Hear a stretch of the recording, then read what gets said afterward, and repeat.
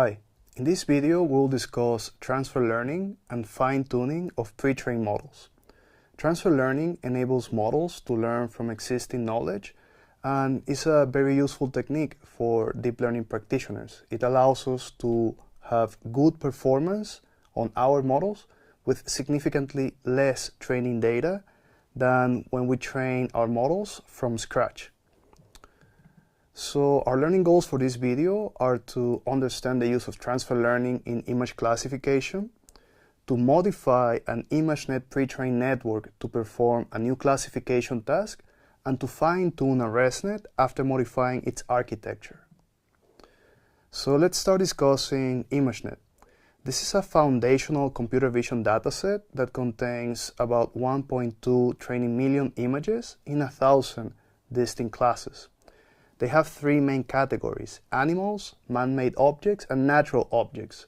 Animals make up a big chunk of the dataset, and we have about 120 different dog breeds, birds, mammals, and different marine animals. The man-made objects include vehicles, household items, and electronics. And the natural objects cover plants, fruits, and some geological formations. It's a bit quirky, this dataset, but it's very interesting, and it has been very influential for the deep learning community. Actually, the deep learning thing began about 13 years ago when a group led by Geoffrey Hinton won the Imagenet challenge using a network called AlexNet. So a key characteristic of this dataset is its fine-grained classification. So we have the dog breeds instead of just dog.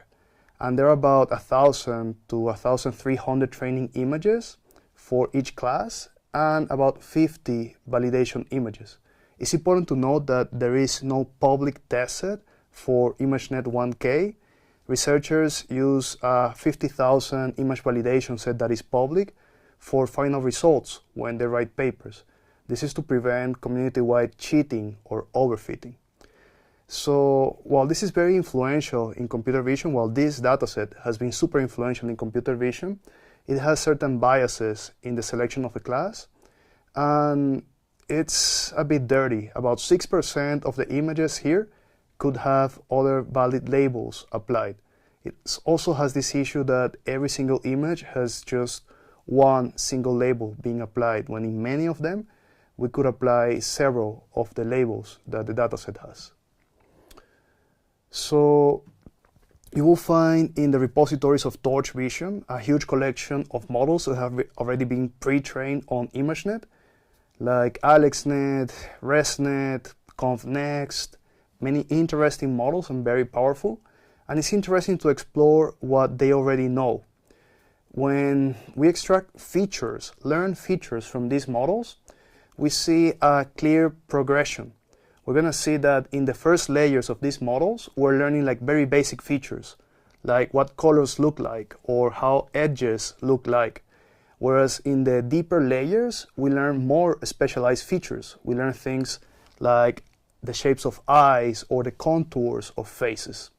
This hierarchical knowledge allows us to be specific about which features we want to extract from the network. And it's very useful that we have all of this data already in the model in a compressed form, because then we can take these weights and use them for our new problems. We can do a new network that uses a lot of the weights that the Imagenet pre-trained model has, and it will train faster than if we were to try to train it fully from scratch. So this is what transfer learning is in essence: taking a model that has already been trained for some particular task and then use it for another task. Let's see what is a task that we're going to be exploring. So we're going to be classifying these fruits in the class that corresponds to them. We see that we have bananas, apples, and oranges. Bananas, apples, and oranges are already on the Imagenet dataset, but not the rotten variants. If you explore the dataset, you will see that there are no rotten apples, no rotten oranges, no rotten bananas for the most part. And then we're going to have poor predictions on these three classes. What we want to do is to take our model that already knows how to classify apples, bananas, and oranges and extend it so that it can understand these rotten variants. If we are to explore the outputs of the model before we do any fine-tuning, any retraining, we see that the predictions that it does on the rotten variants of the fruit are very poor. This rotten apple is classified as a pomegranate or bagel, and the rotten orange is labeled like face powder or golf ball. So we need to make the model understand this out of training distribution data. How do we do this? Well, we're going to add some new layers to the end of the model. We're going to be using a ResNet-50, a very powerful network. It's actually too powerful for this task. This task is actually quite simple to solve, and you will be able to have very good performance using a much smaller network. The ResNet-50 has 50 weighted layers in its architecture. This means that it has 50 layers that are trainable. This includes the batch normalization layers, the convolutional layers, and the fully connected layers. So what we need to do is to reconfigure this final layer. So instead of having 1,000 output classes, which correspond to the 1,000 outputs of Imagenet, to have 6 classes. And this is how we can make our data be compatible with the weights that we have on Imagenet. So the ResNet-50 that we can download from Torch Visions actually has this weights transform that provides the exact same transformations that were applied when training this original network. This includes resizing, cropping, and normalizing, including the mean and the standard deviation of the full training set of Imagenet. This is super important. This is the most important part to make our new data be compatible with the weights that we already have. So if we don't do this, if we don't do, for example, the scaling of the data using the mean and the standard deviation that we have on the training set of Imagenet, the performance of the model will drop quite a lot. We already saw this in the video where we discuss input normalization. So what is the first thing that we need to do in order to change the architecture? The first thing that we need to do is to inspect the final layers. And we do this by just printing it. We here download the model from Torch Vision. And if we just call model, we're going to get a printout of a full architecture. And we're going to see that it outputs 1,000 features in the last layer. It also has 2,048 input features in the layer called FC, which stands for fully connected. This step is necessary. We need to do this in order to understand how are we going to change the model architecture.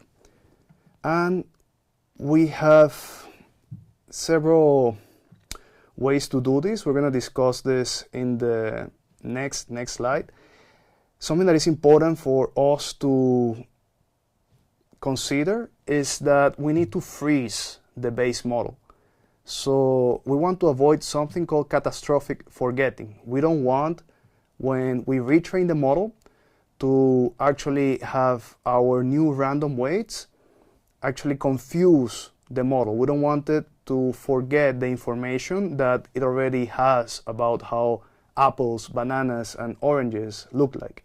So in order for us to freeze the model, we're going to set up requires grad equals false on this full model so that the pre-trained weights are not updated during the training of the new fully connected layer.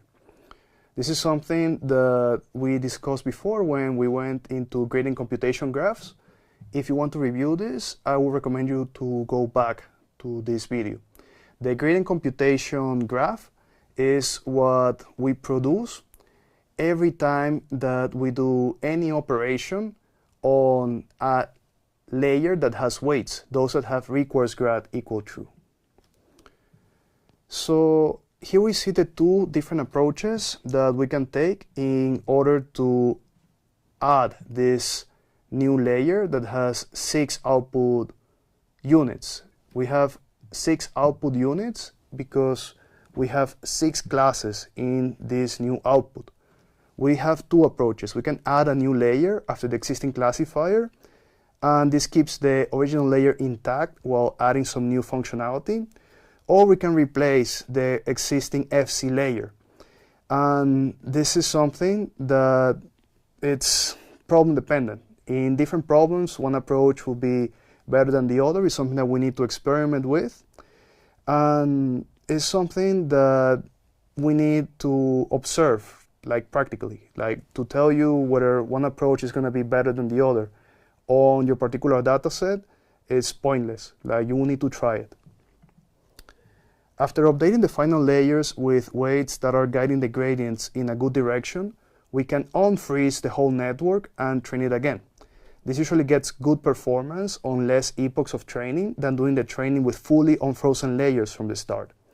This is something that avoids this phenomenon called catastrophic forgetting, where we destroy weights that were previously useful, like the ones that allow us to classify the fresh variants of the apples, the bananas, and the oranges. So to summarize this video, we discussed feature transfer. We saw how neural networks build hierarchical knowledge from basic shapes to complex objects, and how models pre-trained on rich datasets like Imagenet learn universal visual features that are useful for many tasks. We saw how we can modify the network architecture and how adding layers can preserve more of the Imagenet knowledge in the final layers, or we can replace layers for a more distinct representation. I also mentioned that this is something that you will have to experiment with in your particular problem and track. Yeah, you will need to see if one option versus the other gets you higher accuracy. As discussion for the training strategies, we saw how the progressive training, this thing that we do in 2 steps, in which we start by freezing the base model, training new layers, and then fine-tuning all layers, is something that is better in most cases because it avoids the problem of catastrophic forgetting.